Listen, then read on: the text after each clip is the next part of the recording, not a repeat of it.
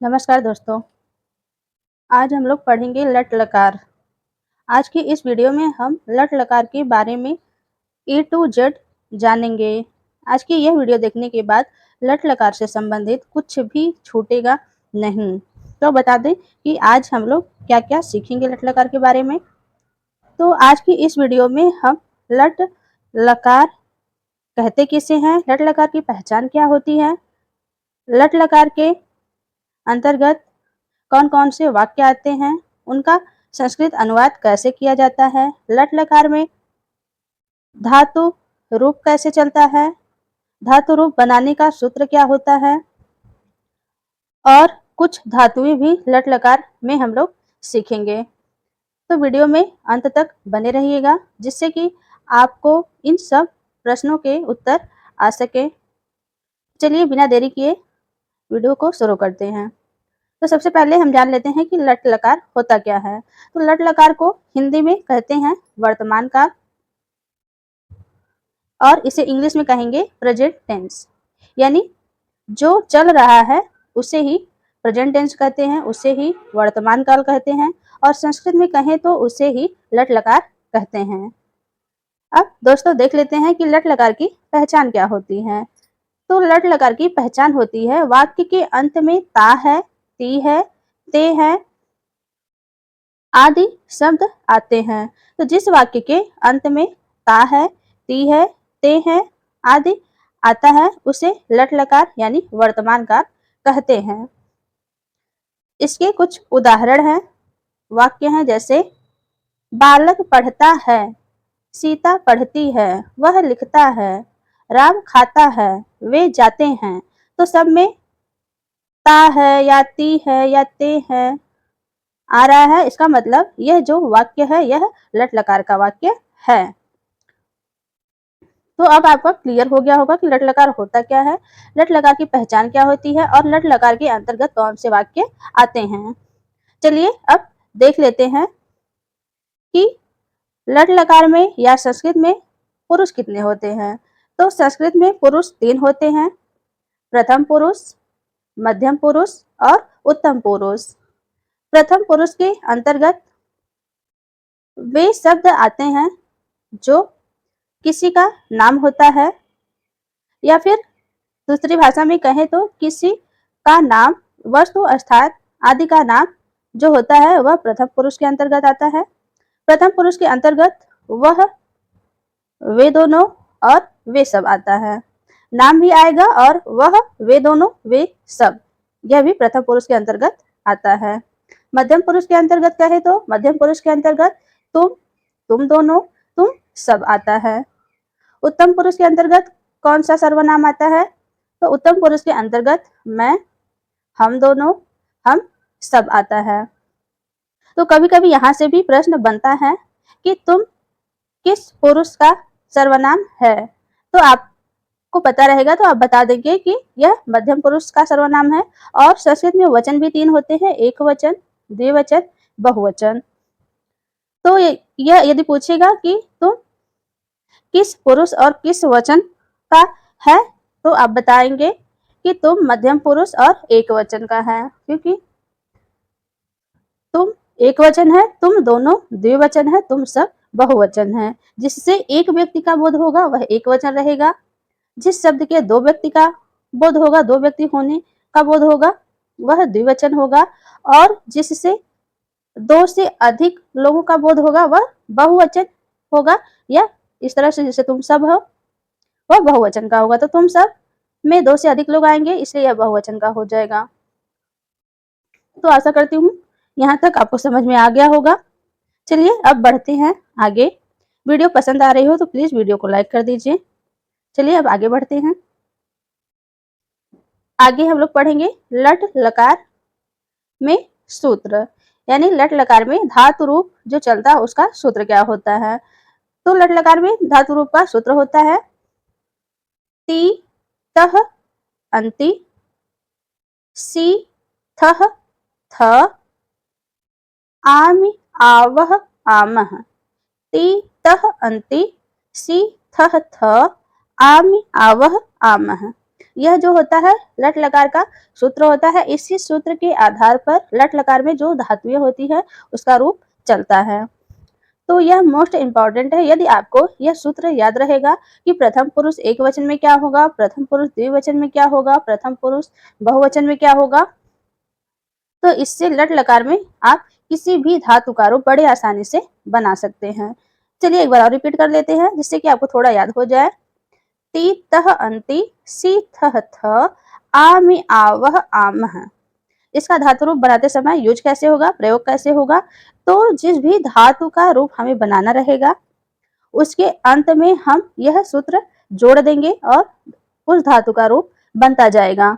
जैसे यदि पठ धातु है, इसका रूप हमें बनाना है, प्रथम पुरुष एक वचन का रूप बनाना है तो धातु के अंत में ती जोड़ देंगे। पठ धातु का बनाना है तो हो जाएगा पठती। इसी प्रकार से यदि हमें पठ धातु का रूप मध्यम पुरुष द्विवचन में बनाना है, मध्यम पुरुष द्विवचन में बनाना है तो हम लोग क्या करेंगे, धातु जो रहेगा उसके अंत में थह लगा देंगे तो हमारा हो जाएगा पठथह। इसी प्रकार से जिस भी पुरुष और वचन में हमें धातु का रूप बनाना रहेगा उसी पुरुष और वचन का सूत्र हम लोग धातु के अंत में लगा देंगे। जैसे पठ धातु का रूप हमें उत्तम पुरुष बहुवचन का बनाना है तो धातु के अंत में आमह जोड़ देंगे, यानी पठ धातु है उसके लास्ट में आमह जोड़ेंगे तो हमारा हो जाएगा पठामह और उत्तम पुरुष बहुवचन का रूप बन जाएगा। चलिए अब कुछ रूप देख लेते हैं। जैसे पठ धातु का लट लकार में रूप हमारा चलता है पठति पठतः पठन्ति पठसि पठथः पठथ पठामि पठावह पठामह। इसी तरह लिख धातु का हमें लट लकार में रूप बनाना रहेगा तो कैसे बनेगा, कैसे चलेगा, इस सूत्र का प्रयोग करके हम लोग अभी बना सकते हैं, तुरंत बना सकते हैं। जैसे लिख धातु है तो लिखति लिखतः लिखन्ति, लिखसि लिखथः लिखथ, लिखामि लिखावह लिखामह। गम धातु का रूप लट लकार में कैसे चलेगा, गच्छति गच्छतः गच्छन्ति, गच्छसि गच्छथः गच्छथ, गच्छामि गच्छावह गच्छामः। अब देख लेते हैं हम लोग दृश्य धातु का। यदि बनाना रहेगा लट लकार में तो हमारा पश्च से दृश्य धातु का जो रूप होता है पश्च से चलता है तो हो जाएगा पश्यति पश्यतः पश्यन्ति, पश्यसि पश्यथः पश्यथ, पश्यामि पश्यावह पश्यामः। तो इस तरह से हम लोग किसी भी धातु का रूप लट लकार में बना सकते हैं। अब आशा करती हूँ आप लोग सूत्र के बारे में पूरी तरह जान गए होंगे और इस सूत्र का प्रयोग करके रूप कैसे बनेगा यह भी आप सीख गए होंगे। चलिए अब चलते हैं आगे। आगे हमने लिख धातु का रूप लट लकार में लिख लिया है। तो लिख धातु का रूप लट लकार में चलता है लिखति लिखतः लिखन्ति, लिखसि लिखथः लिखत, लिखामि लिखावह लिखामह। ध्यान से देखिए तो देखिए यह लिख धातु है और इसके लास्ट में क्रम से ती तह अंति सी थह थ आमि आवह आमह का प्रयोग किया गया है। और पहले लिख है, लिख धातु है तो शुरू में लिख लिख आप कर सकते हैं, सूत्र याद रहेगा। आपको जिस भी धातु का बनाना रहेगा उसे इसी तरह एक वचन द्विवचन बहुवचन प्रथम पुरुष मध्यम पुरुष उत्तम पुरुष लिख के 9 बार सबके नीचे वह धातु लिखेंगे और लास्ट में ती तह अंति सी थह थ आमि आवह आमह जोड़ देंगे और आपका रूप किसी भी धातु का रूप बन जाएगा। चलिए अब कुछ वाक्य देख लेते हैं। चलते हैं अब आगे। आशा है कि अब आप लोग बना लेंगे। आगे हमने कुछ लट लकार के वाक्य लिए हैं।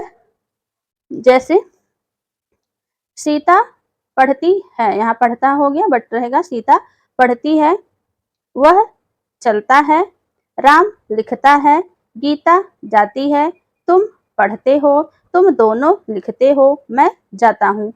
तो ये सब करता है और ये सब क्रिया है। सीता कौन से पुरुष की क्रिया करता है, तो सीता जो है यह प्रथम पुरुष का है। चूंकि प्रथम पुरुष के अंतर्गत किसी भी स्थान व्यक्ति का नाम आता है और वे दोनों वे सब आता है प्रथम पुरुष के अंतर्गत। तो सीता, वह, राम, गीता ये जो है यह प्रथम पुरुष का है, यह प्रथम पुरुष का करता है। तुम मध्यम पुरुष का करता है, मध्यम पुरुष एक वचन का, चूंकि तुम एक व्यक्ति के लिए प्रयोग किया जाता है, तुम दोनों ये भी मध्यम पुरुष द्विवचन का है, क्योंकि तुम तो मध्यम पुरुष का है, बट दोनों आ गया तो मध्यम पुरुष द्विवचन का, क्योंकि इससे दो लोगों का बोध हो रहा है। मैं जो है यह उत्तम पुरुष का है। उत्तम पुरुष के अंतर्गत मैं, हम दोनों, हम सब आता है, तो मैं हमारा जो है मध्यम पुरुष एक वचन का है। अब चलिए चलते हैं आगे। आगे क्या है? आगे कुछ संस्कृत अनुवाद है। सॉरी, तो लट लगाने में यदि संस्कृत अनुवाद करना होगा तो संस्कृत अनुवाद कैसे करेंगे? जैसे कुछ वाक्य है यहाँ पे। पहला वाक्य है बालक पढ़ता है। अब देखिए, आप पहचानेंगे कैसे कि यह लट लकार का ही वाक्य है? तो लास्ट में ता आया है, क्रिया के लास्ट में क्या आया है? ता आया है, ता है। इससे हम लोग पहचान जाएंगे कि यह लट लकार का वाक्य है। इसके बाद हमें पहचानना होगा कि इसमें पुरुष कौन सा है। तो बालक, बालक पढ़ता है, तो यह भी प्रथम पुरुष का है। चूंकि बालक एक तरह से नाम है या जाति है, तो यह प्रथम पुरुष का हो जाएगा। क्रिया हो रही है पढ़ने की, यानी कि धातु क्या है? पठ धातु है। तो यहाँ से हम लोग बना लेंगे बालकः पठति। इसका संस्कृत अनुवाद क्या हो जाएगा? बालकः पठति। चूंकि यह लट लकार का वाक्य है, तो जो धातु बनेगी उसका उसके लिए जो सूत्र का प्रयोग होगा वह ती तह अंति सी थ थ आमि आवह आमह प्रयोग होगा। अब यह प्रथम पुरुष का करता है तो क्रिया भी प्रथम पुरुष की लगेगी, और यह एक वचन का है तो क्रिया भी एक वचन की प्रयोग होगी। और क्रिया जब एक वचन की लगेगी तो धातु के अंत में हम ती जोड़ेंगे, तो हमारा बन जाएगा बालकः पठति। बस अनुवाद हमारा हो गया। संस्कृत अनुवाद बालक पढ़ता है का हो जाएगा बालकः पठति। बालकः, आप लोग लिख लीजिएगा, बालकः पठति। फिर सीता पढ़ती है, तो ये भी वही है, प्रथम पुरुष है, पठ धातु है, लट लकार का वाक्य है और एक वचन है, तो हो जाएगा सीता पठति। तीसरा है वाक्य वह लिखता है। वह किस पुरुष के अंतर्गत आता है? तो प्रथम पुरुष के अंतर्गत आता है। किस वचन के अंतर्गत आता है? एक वचन के अंतर्गत आता है। और यहाँ पे जो लिख है, यहाँ धातु कौन सी है? लिख धातु है। तो सबसे पहले कर्ता, सह मतलब वह होता है, सह लगा देंगे। अब जब कर्ता प्रथम पुरुष एक वचन का है तो क्रिया हमें प्रथम पुरुष एक वचन की लगानी पड़ेगी। और चूंकि वाक्य लट लकार में है, इसलिए जो धातु है उसके अंत में हम लोग क्या जोड़ेंगे? जो उसका सूत्र है ती तह अंति सी थ थ आमि आवह आमह। चूंकि कर्ता हमारा प्रथम पुरुष एक वचन का है तो सूत्र हमारा प्रथम पुरुष एक वचन का लगेगा, और सूत्र हमारा प्रथम पुरुष एक वचन में ती लगता है, तो हम लोग क्रिया के अंत में क्या लगाएंगे? ती लगाएंगे। तो हमारा हो जाएगा लिखति। क्रिया क्या बन जाएगी? लिखति। तो हो जाएगा सह लिखति। तुम पढ़ते हो, तुम किस पुरुष का करता है? तो तुम जो है मध्यम पुरुष का करता है। किस वचन का है? तो तुम से केवल एक व्यक्ति का बोध हो रहा है तो एक वचन का कर्ता हो जाएगा, और तुम मिस होता है तुम, तो कर्ता हमें पता चल गया। और पढ़ते हो, ते हो आया है, इसका मतलब है लट लकार का वाक्य है। इसका मतलब जो धातु रूप चलेगा वह लट लकार के सूत्र के अनुसार चलेगा। और कर्ता हमारा प्रथम पुरुष मध्यम पुरुष एक वचन का है, तो क्रिया में जो सूत्र लगेगा वह प्रथम पुरुष एक वचन का लगेगा। और प्रथम पुरुष एक वचन का जो सूत्र है वह होता है सी, तो हमारा क्या हो जाएगा? धातु क्या बन जाएगी? पठसी। और तुम में तुम होता ही है, तो हमारा क्या संस्कृत अनुवाद हो जाएगा? तो पठसी, तो पठसी। अब पांचवा है सीता और गीता लिखती है। लास्ट में सबसे पहले हमें यह पहचानना पड़ेगा कि वाक्य किस लकार का है, तो इसके लिए हमें पहचान पता होनी चाहिए लकार की। तो यहाँ पे ती है आया है, इसका मतलब लट लकार का वाक्य है। अब हम लोग कर्ता पे चलेंगे। कर्ता कौन सा? सीता और गीता। सीता और गीता मतलब यहाँ दो लोगों का बोध हो रहा है, इसका मतलब द्विवचन है, इसका मतलब यह द्विवचन है। और यहाँ पे नाम आया है, और जब कोई नाम रहता है तो प्रथम पुरुष के अंतर्गत आता है। इसका मतलब कि यह जो कर्ता है यह प्रथम पुरुष द्विवचन का है। यह भी क्लियर हो गया, प्रथम पुरुष द्विवचन का, और कर्ता के अनुसार ही क्रिया लगती है। जब कर्ता प्रथम पुरुष द्विवचन का है तो क्रिया हमारी प्रथम पुरुष द्विवचन की लगेगी। और क्रिया हम लगाएंगे कैसे? तो हमें सूत्र याद होना चाहिए। लिख धातु है, क्रिया है लिखना, इसका मतलब हमारा लिख धातु है।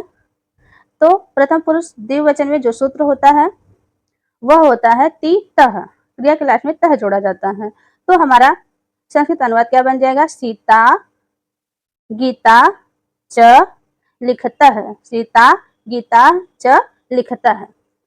तो इस तरह से हम लोग लट लकार में संस्कृत का अनुवाद करते हैं, हिंदी से संस्कृत में इस तरह से बनाते हैं। आशा करती हूँ आप लोग बहुत अच्छे से सीख गए होंगे। कोई डाउट होगा तो उसे आप कमेंट करके जरूर बताइएगा।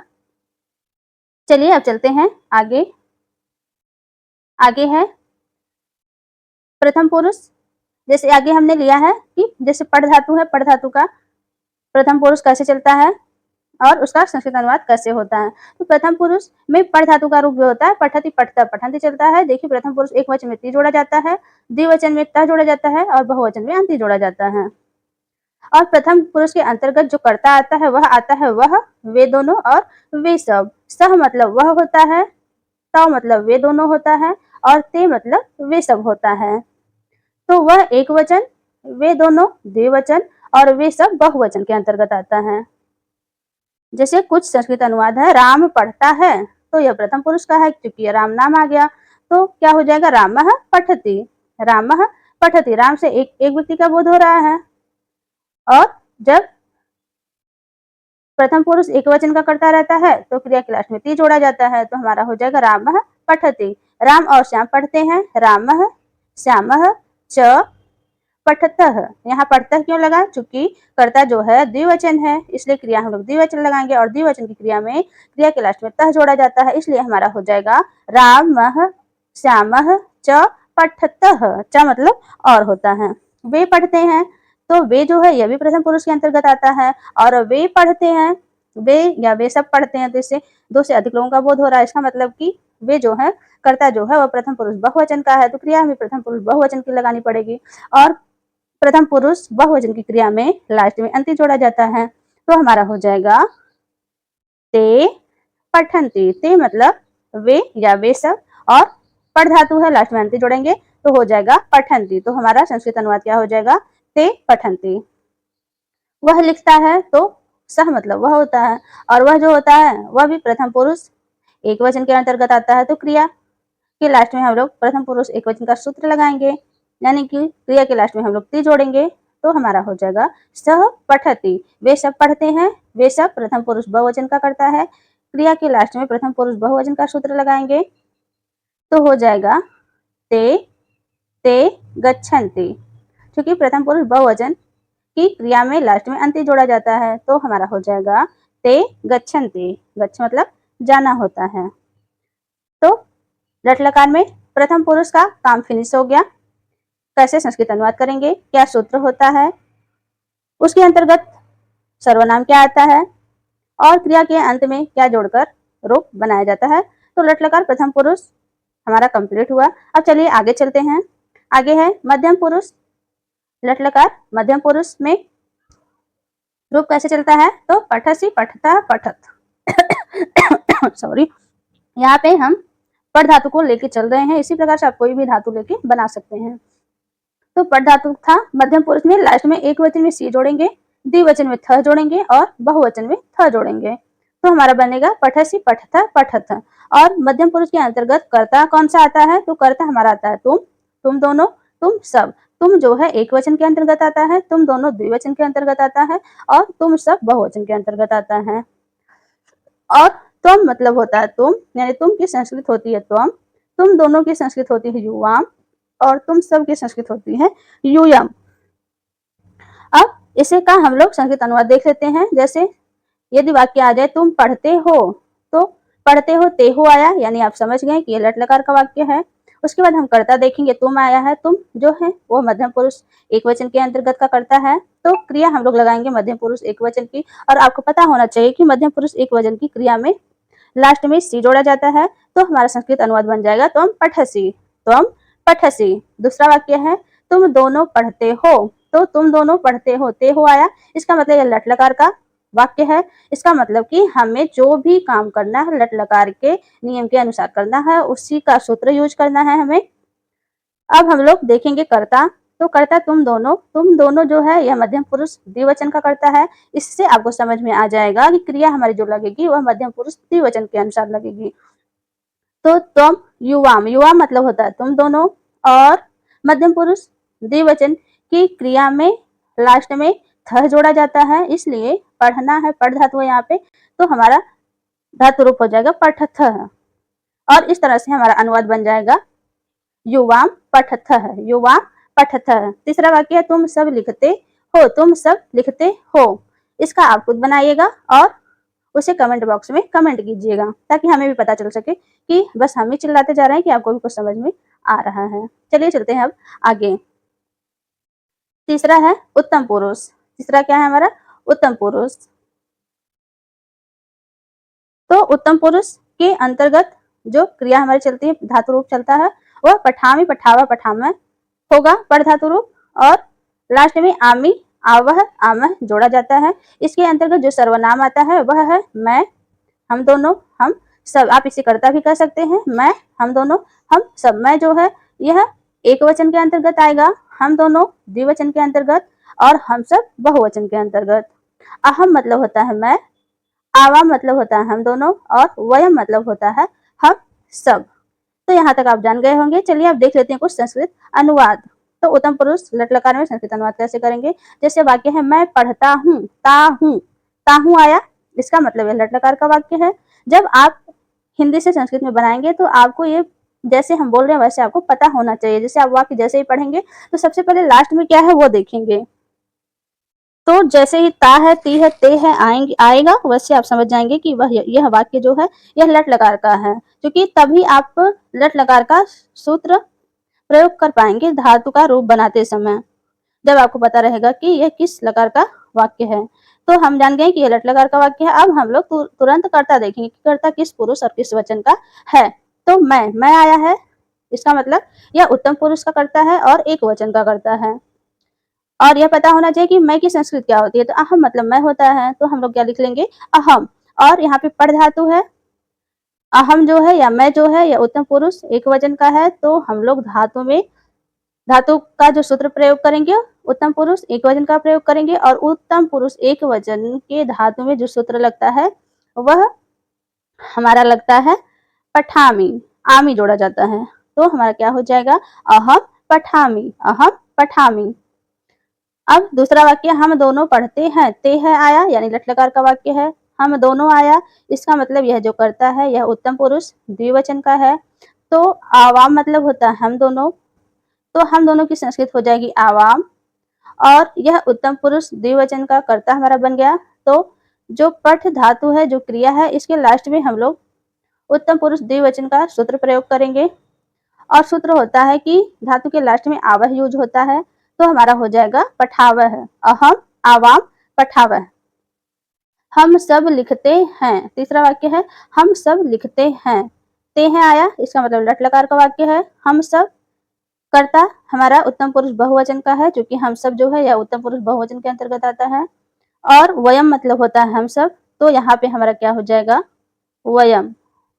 और यहाँ पे लिख धातु है, उत्तम पुरुष बहुवचन का कर्ता रहने पर हमें क्रिया भी उत्तम पुरुष बहुवचन की प्रयोग करनी पड़ती है। और उत्तम पुरुष बहुवचन की क्रिया बनाते समय हमें क्रिया के लास्ट में या धातु के लास्ट में आमह जोड़ना होता है। तो यहाँ पे लिख धातु है, इसमें हम लोग आमह जोड़ेंगे तो हो जाएगा लिखामह। इसका मतलब हमारा संस्कृत अनुवाद हो जाएगा वयम लिखामह, वयम लिखामह। अब है चौथा वाक्य है हमारा हम सब हंसते हैं, हम सब हंसते हैं, ते हैं आया, इसका मतलब कि यह लट लकार का वाक्य है। उसके बाद हम लोग कर्ता देखेंगे, कर्ता हमारा है हम सब, तो हम सब कर्ता जो है यह उत्तम पुरुष बहुवचन के अंतर्गत आता है। अभी अभी हमने देखा, तो उत्तम पुरुष बहुवचन के अंतर्गत आता है। और वयम मतलब होता है हम सब, तो यहाँ हो जाएगा हमारा वयम, वयम। और यहाँ पे हस्त धातु है, उत्तम पुरुष बहुवचन का जो सूत्र होता है वह होता है आमह, यानी धातु के लास्ट में आमह जोड़ेंगे तो हमारा हो जाएगा हसामह, यानी कि हमारा संस्कृत अनुवाद बन जाएगा वयम हसामह, वयम हसामह। तो इस तरह से लट लकार के बारे में हमने सब कुछ सीखा।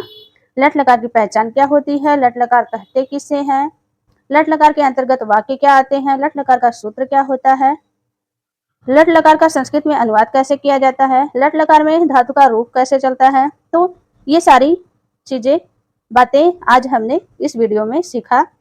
आशा करती हूँ आपको इस वीडियो से बहुत कुछ सीखने को मिला होगा और वीडियो भी पसंद आई होगी। तो प्लीज वीडियो को लाइक कर दीजिए और अपने दोस्तों में भी शेयर कर दीजिए, जिससे कि उनको भी यह महत्वपूर्ण क्लास मिल सके और उन्हें भी लट लकार के बारे में सब कुछ नॉलेज हो सके।